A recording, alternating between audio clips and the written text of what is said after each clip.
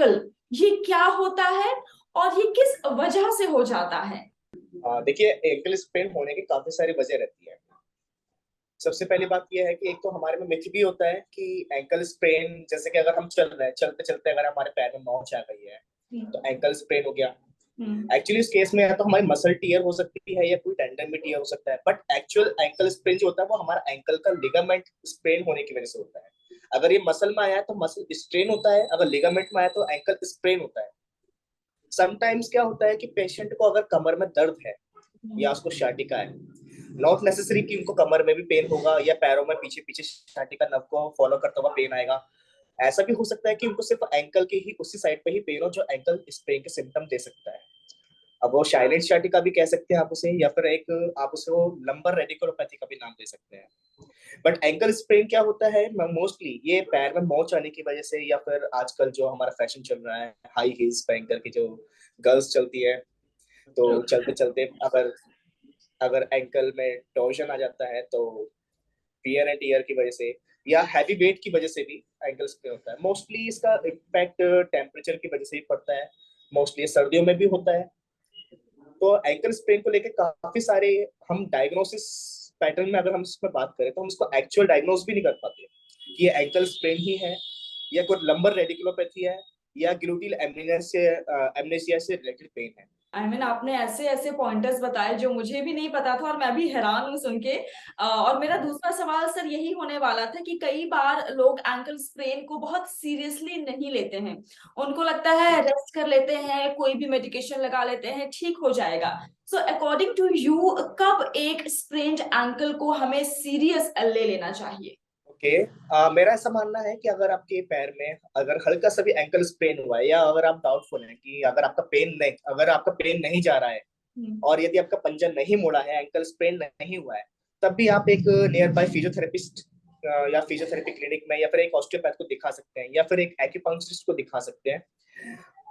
इससे क्या होगा, आपका पेन तो बंद हो गई होगा, प्लस फर्दर आने वाले कॉम्प्लिकेशंस भी आप उनसे प्रिवेंट हो जाएंगे। लाइक अगर हम इसके कॉम्प्लिकेशन की बात करें, अब जैसे कि हमें कई सारे पेशेंट्स मिलते हैं माइग्रेन के। माइग्रेन में क्या होता है, माइग्रेन में भी हमारा कोई डायग्नोसिस नहीं हो पाता है, ना उसमें कोई सीटी स्कैन में पकड़ा जाता है, ना ये एमआरआई में पकड़ा जाता है, ना अल्ट्रासाउंड, ना एक्सरे, किसी में भी नहीं पकड़ा जाता। बट ये एक अनडायग्नोस्ड हेडेक होता है जो कि हाफ साइड में या फिर फ्रंटल साइड में या बैक साइड में कहीं पे भी एक, या फिर पूरे ऑल ओवर हेड में भी ये पेन हो सकता है। बट हमने ये देखा है कि 70% केसेस में हमने एंकल स्प्रेन को जिम्मेदार माना है। वो हिस्ट्री में निकलता है कि पेशेंट बताते हैं हमारे कि सर हाँ, हमारे 4 साल पहले हमारे पंजे में मोच आई थी, और सेम साइड, अगर सपोज उनके राइट पंजे में मोच आई थी तो उनके राइट साइड ही हेडेक होता है। अगर उनके लेफ्ट साइड में पंजे में मोच आई थी तो उनका लेफ्ट साइड का हेडेक होने लगता है, यानी कि माइग्रेन होता है। अब बात करते हैं इसकी कि कई बार लोग कहते हैं कि भाई हमारी गैस चढ़ रही है। राइट। एक्चुअली गैस नहीं होती, वो हमारा वैगस नर्व का स्टिमुलेशन जाता है सीधा ब्रेन में। ओके। यस, तो उस वजह से अब एंकल स्प्रेन का हमारे नर्वस सिस्टम से बहुत क्लोज कनेक्शन भी है। क्योंकि एंकल स्प्रेन अगर हो गया तो एंकल की बायोमैकेनिक्स ही, यानी कि इसके एंगल सब चेंज हो जाएंगे। एंगल ऑफ रेट्रोवर्जन, एंटीवर्जन या टोवर्जन, ये सब चेंज हो जाएगा धीरे धीरे। वो नी में इसका इफेक्ट आ जाएगा। नी में इसको पटेलोफेमोरल सिंड्रोम भी हो सकता है, या उसको आगे चल के नी ऑस्टियोआर्थराइटिस हो सकता है, फिर हिप में एवियन भी हो सकता है। मतलब कि पहले ये एंकल से शुरू हुआ, फिर ये नी में पहुंचा, फिर हिप में पहुंचा, फिर हिप में पहुंचेगा। तो सेम ये हमारी बॉडी की ये भी नींव है कि अगर ये कमजोर हो गई तो हमारा पूरा आधा शरीर भी कमजोर हो सकता है। कई बार पेशेंट कहते हैं कि सर हमारे हाफ साइड बॉडी में बहुत ज्यादा टाइटनेस आ रखी है, राइट साइड में हाफ साइड, मिड पोर्शन से लेके टिल द शोल्डर, हमें ये इतनी टाइटनेस फील होती है, या फिर हमें भारीपन महसूस होता है, या हमारा कंधा नहीं उठ पाता है, या हमारा पेट टाइट रहता है, यहाँ से हमारी कमर टाइट रहती है। इसका कारण एंकल स्प्रेन भी होता है। ये फर्दर हमारी बॉडी की आधी बायोमैकेनिक्स को ही चेंज कर देता है। अब ये स्पाइन के सारे एंगल्स को भी चेंज कर सकता है, पैरास्पाइनल और कोर मसल्स को भी ये अफेक्ट करता ही करता है। धीरे धीरे करके ये सिर तक पहुंचता है, जिससे कि माइग्रेन होने का खतरा रहता है।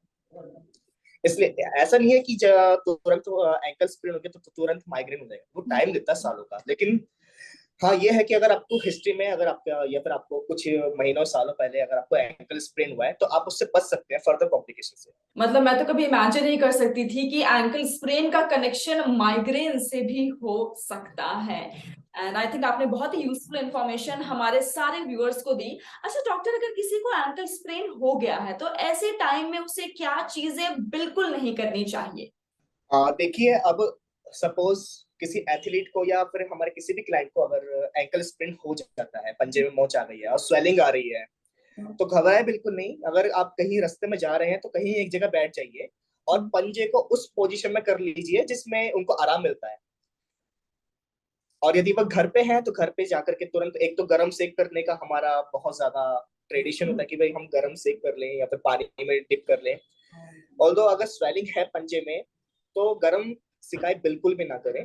या तो उसमें आप आइस पैक को अप्लाई करें, ठंडे पानी की सिकाई करें, या फिर आप कोई आइस पैक या सिलिकॉन के भी आते हैं आजकल, मेडिकल स्टोर्स पे भी उपलब्ध है, तो उनको अप्लाई कर सकते हैं। उससे क्या होगा, पेन भी कम होगा और स्वेलिंग भी कम होगी। और राइट। फर्दर आपको फिर मेडिकल ट्रीटमेंट तो उसमें जरूरी है ही। But right. ऐसा मिथ वाली बात है कि ये सिर्फ मेडिसिन खाने से चला जाएगा। मेडिसिन खाने से भी चला ही जाएगा, पेन किलर से भी कम भी हो जाएगा, इवन अगर आप स्टेरॉइड भी लेते हैं तो भी गायब हो जाएगा पेन। बट जो लिगामेंट का अंदर से जो फिजिकल डैमेज आया हुआ है वो जॉइंट की बायोमैकेनिक्स को चेंज करेगा ही करेगा। इसलिए कई बार पेशेंट हमारे कहते हैं कि सर हमें पंजे में दर्द हुआ था, हमने गर्म सेक भी कर ली थी तो उससे कम हो गया था, धीरे धीरे स्वेलिंग भी कम हो गई थी, या हमने गूगल पे कर लिया था, हमने हमने या तो हल्दी की रोटी बांध ली या फिर हमने काला धागा बांध लिया। सब ये सब मिथ वाली बातें कहने लगते हैं। तो ठीक है, ऐसे रेमेडीज से भी पेन कम हो जाता है, लेकिन मेन मुद्दा पेन कम करने का नहीं होता है। यहाँ पे मेन मुद्दा होता है कि बॉडी की बायोमैकेनिक्स को और पोस्चर को मेंटेन करना होता है। मेन बॉडी का पोस्चर एंड डाइजेशन ये एंगल भी निर्धारित करता है हमारा। आजकल जैसे कि जर्मन टेक्निक अभी इंडिया में यूज हो रही है कि हम फुट स्कैन करते हैं, फुट की आर्चिस कैसी हैं, ये आर्चिस पे भी डिपेंड करता है। अब वो कहते हैं कि या तो आपकी हील्स इसके लिए जिम्मेदार है, या आपका फुटवेयर जिम्मेदार है, या आपका घर में फर्श कैसा है, फ्लोर कैसा है, आप कैसे चलते हैं, कितने टाइम तक आप अपने शूज या फुटवेयर पहनते हैं, और कितने देर तक आप टहलते हैं, किस पोस्चर में टहलते हैं, किस पोस्चर में आप उठते बैठते हैं। ये सब निर्धारित ये आपका एंकल करता है, या फिर एंकल ही आपका पोस्चर निर्धारित करता है, या निर्धारित करेगा आपका पोस्चर टू एंकल। यानी कि इसमें काउंटर एक्शन भी होता है। एंड डॉक्टर, मेरा अगला सवाल आपसे ये होगा कि अगर एंकल स्प्रेन है तो फिजियोथेरेपी कैसे हेल्प करती है एक पेशेंट को रिकवर करने में? That's a good question. Actually physiotherapy में इसमें क्या है कि हमें ये कंजर्वेटिव ट्रीटमेंट करते हैं। इसमें आपको ना तो कोई दवाई खानी है ना ही कोई ऑपरेशन कराना है। अगर सपोज किसी पेशेंट को अगर या किसी भी क्लाइंट को अगर एंकल स्प्रेन हो गया है तो बेशक वो तुरंत फिजियोथेरेपी क्लिनिक पे विजिट कर सकते हैं। उसमें प्रोटोकॉल हमारा ये रहता है कि हम उसमें आइस पैक कराते हैं, आइसिंग अप्लाई करते हैं, टेंस लगाते हैं, जरूरत पड़ी तो हम उसमें अल्ट्रासोनिक तो करते ही हैं हम हीलिंग के लिए। एंड उसमें रेस्ट पोजिशन हम उसमें जितना पेशेंट रेस्ट कर सके हम ये इसमें अप्लाई करने के लिए कहते हैं कि वो पेशेंट घर जाकर रेस्ट ही करे, ज्यादा चले ना। अब सपोज किसी पेशेंट को या किसी भी क्लाइंट को अगर एंकल स्प्रेन हो गया तो बेशक वो फिजियोथेरेपी क्लिनिक पे, नियर बाय क्लिनिक पे विजिट कर सकते हैं। अब फिजियोथेरेपी इसमें काफी अच्छा काम करती है, लाइक इसमें आइसिंग देते हैं, टेंस देते हैं, अल्ट्रासाउंड देते हैं, एसडब्ल्यूटी देते हैं। तो ये कंजर्वेटिव ट्रीटमेंट हो गया, इसमें कोई साइड इफेक्ट भी नहीं है और कोई इसमें सर्जरी की या फिर किसी भी तरह के पिल्स या स्टेरॉइड खाने की जरूरत नहीं है। यदि वो एक ऑर्थोपेडिक सर्जन के पास गए हैं पहले, तो एक ऑर्थोपेडिक सर्जन क्या करते हैं, या तो उनको गर्म पट्टी या जिसको हम क्रेप बैंडेज कहते हैं वो इम्प्लीमेंट करने के लिए कहते हैं। साथ के साथ दवाई के साथ साथ वो कहते हैं कि फिजियोथेरेपी भी कराइए, हफ्ते भर की या 10 दिन की। तो मेडिसिन के साथ साथ फिजियोथेरेपी बहुत अच्छा वर्क करती है। या अगर आप मेडिसिन नहीं भी खाते हैं तो भी फिजियोथेरेपी बहुत अच्छा वर्क करेगी, क्योंकि ये कंजर्वेटिव ट्रीटमेंट है, इसमें कोई साइड इफेक्ट नहीं। और साथ के साथ हम इसमें पेशेंट को डूज एंड डोंट्स भी बताते हैं कि इसको क्या करना है क्या नहीं करना, उसको साथ साथ प्रिकॉशन के साथ उसको मेंटेन करना है पंजे को। तो इसमें क्या होता है कि इसमें अगर एक्यूट केस है, यानी कि कोई नया केस है जिसमें पंजे में मौत आई है पेशेंट के, तो हम इसमें कहते हैं कि गर्म पट्टी बांध करके और सीधा ही होकर के लेटना है, एंड उस पंजे को या फिर उस पैर को दो तकिए लगा करके एलिवेट कर लेना है, यानी कि पैर को ऊंचा करके सोना है, ताकि एक तरफ से आप ये समझ सकते हैं कि जो पंजे में जो सूजन है वो उसमें एक तरह से गंदा पानी भरा होता है, तो पानी का ढाल बनाना है हमें, पानी ताकि नीचे स्लो डाउन हो जाए, below the sorry above the heart level. इसमें हम एलिवेशन करने के लिए कहते हैं, ताकि पंजे की स्वेलिंग कम हो सके। दूसरा कि रात में अगर आप गर्म पट्टी बांध रहे हैं तो उससे पहले मूव वगैरह या फिर कोई वॉलिनी जेल या फिर कोई भी स्प्रे अगर आपके पास अवेलेबल है तो उसको लगा कर एक पट्टी बांध करके तब सोएं। Thank you so very much doctor, बहुत ही अच्छी तरीके से आपने बिल्कुल एग्जांपल्स देके समझाया एंड आई एम श्योर हमारे सारे व्यूअर्स को भी बिल्कुल अच्छे से डिटेल में समझ में आ गया होगा। Thank you so very much कि आपने अपने बिजी शेड्यूल से हमारे लिए वक्त निकाला। जी मनी हेल्थ शो की पूरी टीम आपको थैंक यू कहना चाहती है। ये थे मेरे साथ डॉक्टर जिन्होंने बहुत अच्छी तरीके से हमें बताया कि एंकल स्प्रेन क्या है, क्या उसके कॉजेज हैं, और अगर आपके मन में कोई सवाल है जो रह गया है, अगर आप पूछना चाहते हैं, मुझे कमेंट सेक्शन में लिख सकते हैं। मैं आऊंगी नेक्स्ट शो में एक नए सुपर स्पेशलिस्ट डॉक्टर के साथ। टिल देन अपना ख्याल रखिए, क्योंकि अच्छी सेहत हमारा वादा। क्या आप जानते हैं, जी मनी के जरिए आप अपने हॉस्पिटल का बिल भर सकते हैं 12 किश्तों में बिना किसी ब्याज के।